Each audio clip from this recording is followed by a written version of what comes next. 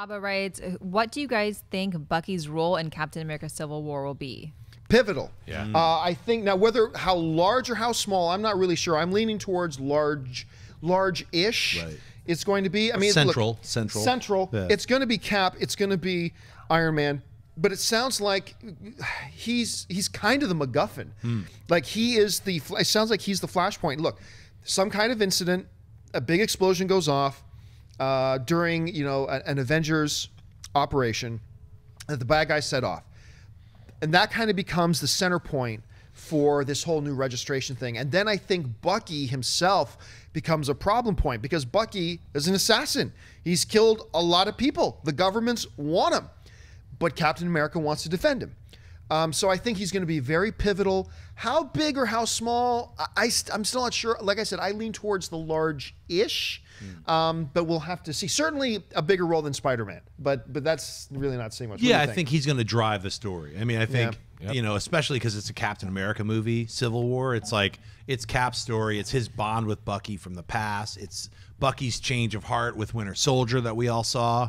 And I could talk about spoilers with Winter Soldier, because that's like 3 years ago. So get with it. If you've better seen Winter Soldier. So anyway, I'm not going to get too spoiler. Yeah, spoiler weirdos. But yeah, I think he's going to be a central character, and that's going to divide the Avengers. Yeah. I think with whatever's left of SHIELD still operating and trying to get the quote unquote Winter Soldier, even though he's now kind of had a change of heart and Cap is with him on that side.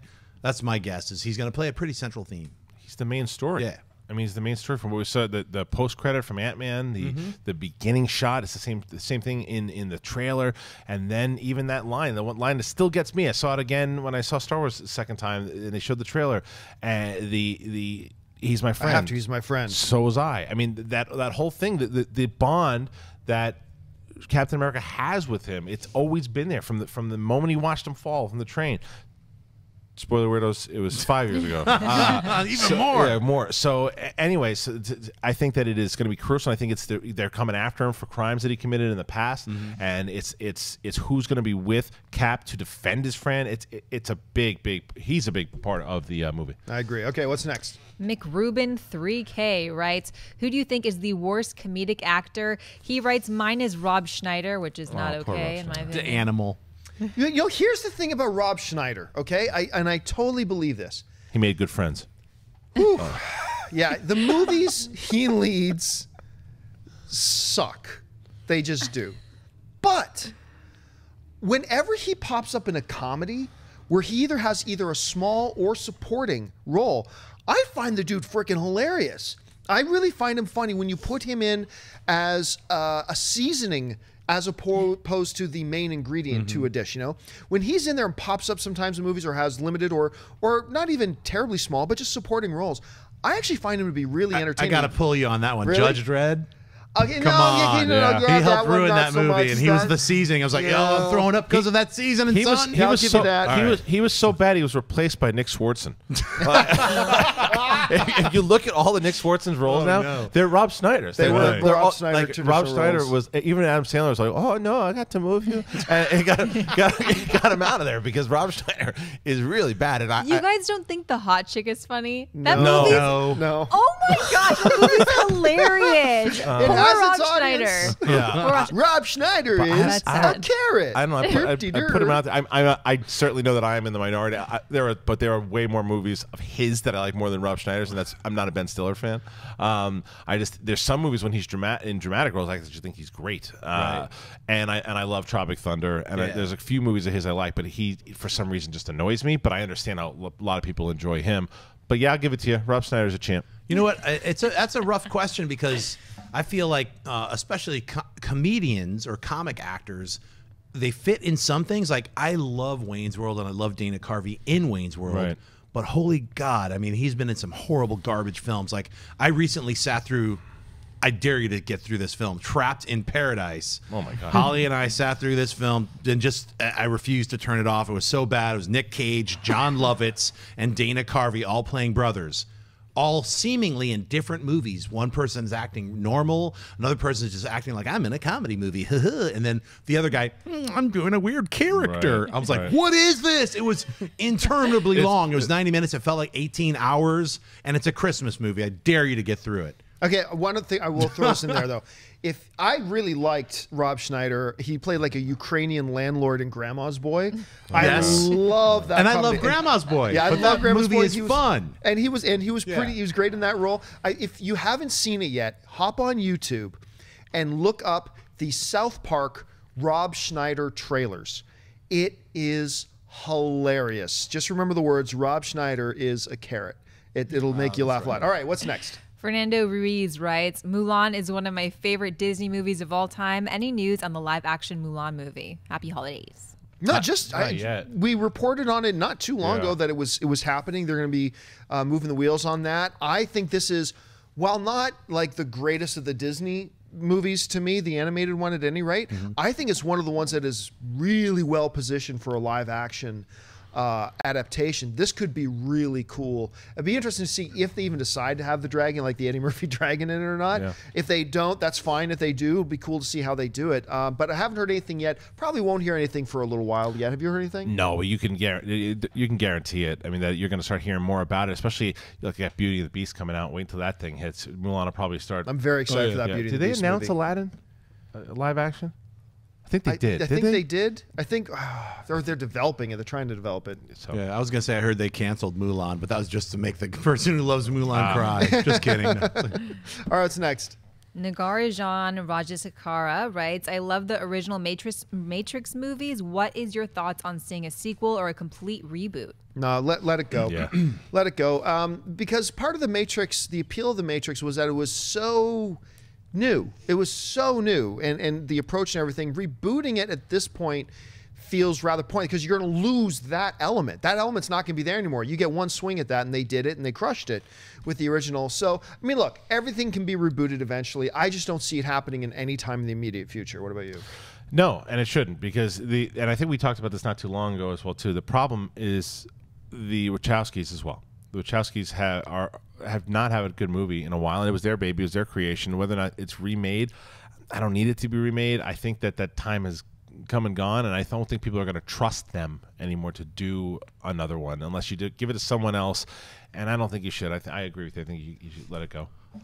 You know what? Look, I love the original Matrix. Came out in 1999. Fantastic film. If you haven't seen it, you have to see it. It's an amazing movie. It's a must-see. Yeah, it's one of those must-see movies. It's a life-changing event when you see that film. The other two sequels, not so much. And even Matrix, the Animatrix, there were some cool things. I really appreciated that because that was the decision to try to return back to an adult animated form television kind of thing that we don't have anymore. We don't have anything unless it's a comedy. You don't have any kind of animation that's on television or in the movies. So I love those the risks that the Wachowskis took making the Animatrix, and it was successful for the most part. The sequels are abominations, in my opinion. I really feel like they were just thrown together. I think whoever was in charge of like forcing all the Star Trek characters, like, you know, like the Council and all these like weird, why are all these weird characters in here? I really felt like I was watching, you know, the Babylon 5 or Voyager or some weird amalgamation of like some TV show when I saw the two Matrix movies. Well, they were handcuffed more in the first one. I actually think that helped them. I think because it was like, okay, we don't know if we trust these guys so much to make this kind of a scale of a movie, and they were kind of had people watching over them. Right. And sometimes that's not a good thing, but I think it was a good thing for the first one because once they gave them, you guys did it, go, and when they went, it just went into cuckoo. But personally, I feel like they were. I think when they were unshackled, I think they were also told to like add more characters. We want more toys. We want expand the universe, like that kind of thing. Where it's like, I felt like it just went off the rails. So like, if they were gonna do a reboot of the Matrix, I think they could do it maybe in 5-10 years, but with a brand new team of people and just change it up but keep the core idea. I just don't know if it's necessary. You're right. All right, what's next? Paul Capasalis writes, hey, greatest movie show. Oh, no, sorry. That was a compliment for me. Greatest movie show host on the planet. Favorite movie scene of 2015. We're going to save that for other videos for another time.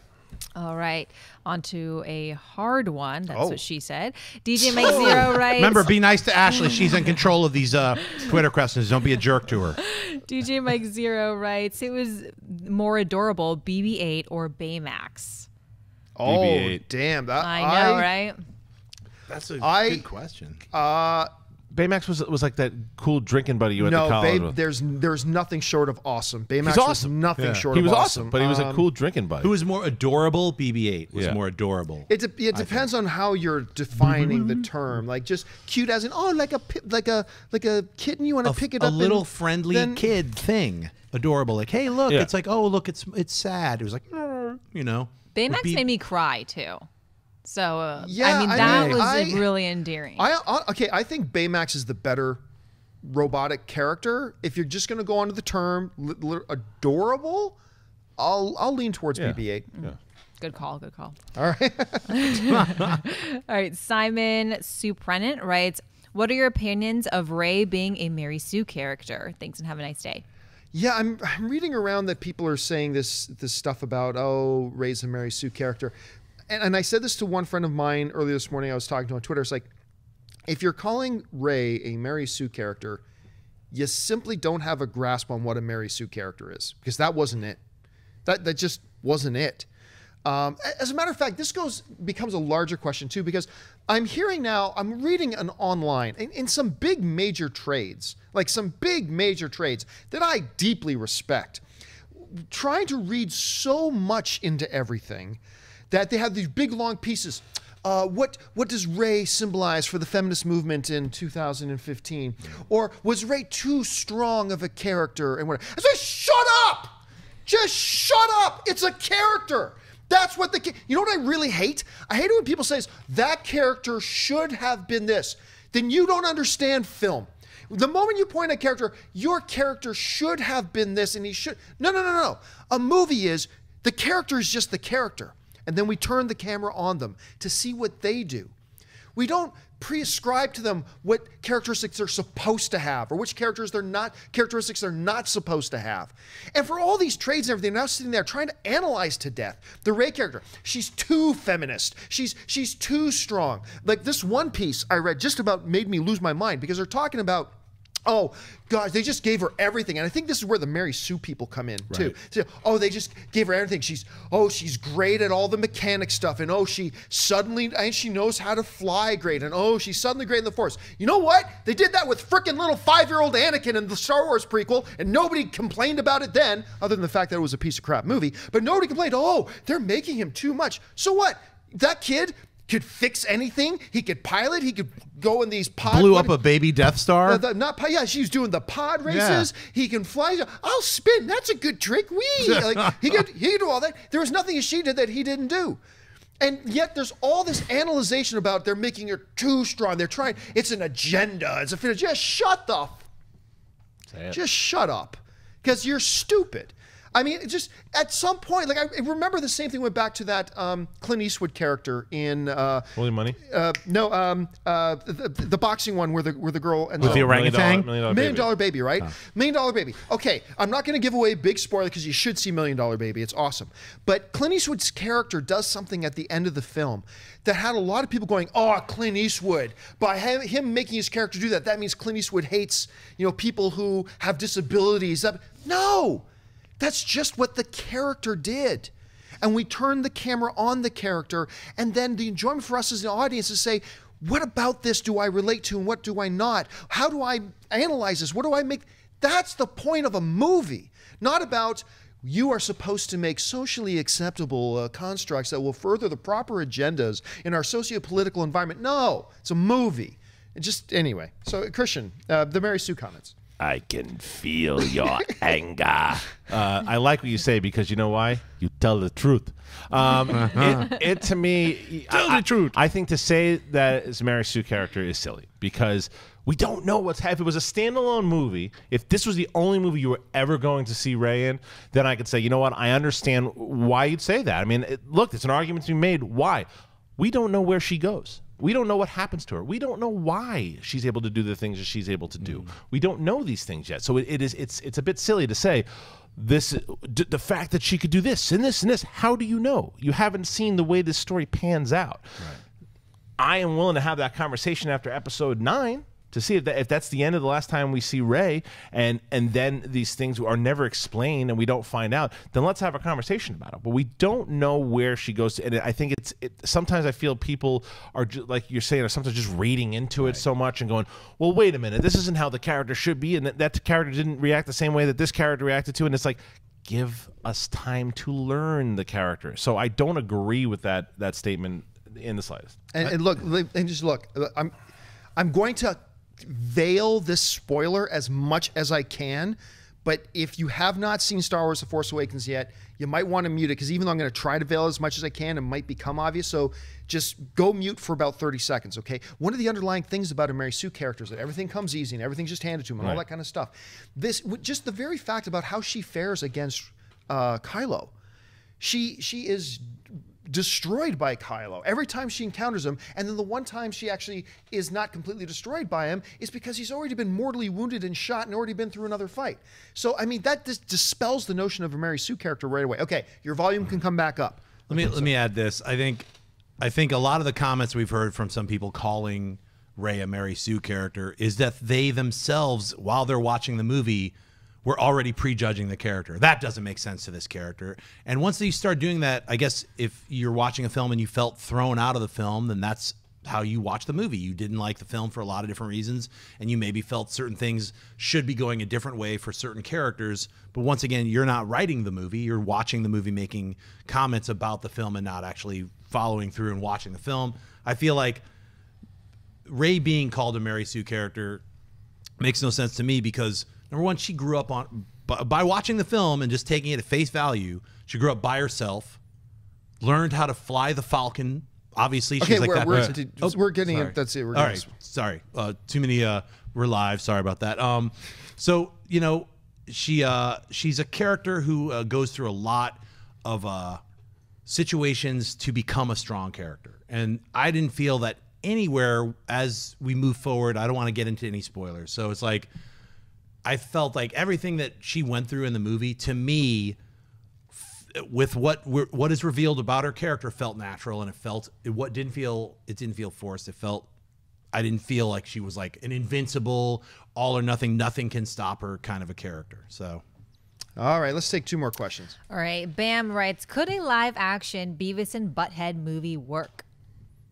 Oddly enough, I'm going to say yes. Wow. I think it can. I think because now it's been long enough. I think would I watch it? I am Cornholio, pushing out my bunghole.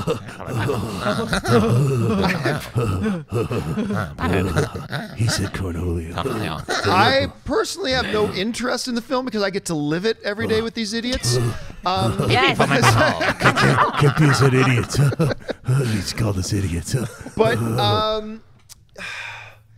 But yeah, I do, because now it's been long enough. There's also, it seems weird to say this about Beavis and Butthead. There's a nostalgia factor to Beavis and Butthead now as well. Butthead, as well. And you get, this would be a movie that would be all about the casting, man. But you get the 2 right guys and the right writer, and you could make something that I think a lot of people would probably flock towards. Make it for like 15 to 20 million bucks. Right. And you could probably have something that's pretty successful here. So I say yes. Well, you know, I would love to see that. Like immediately when you said Beavis and Butthead, a live action thing, I went to the sculpture, the CoPro gallery, and the amazing artist had made these like realistic sculptures of Beavis and Butthead, like from the, you know, from the animated character to reality. It's so scary. You're like, oh my God, they're monsters. It was completely realistic. I have it on my page. If you check out Instagram, you'll see. You just have to go back. I'll post it again. It's horrifying.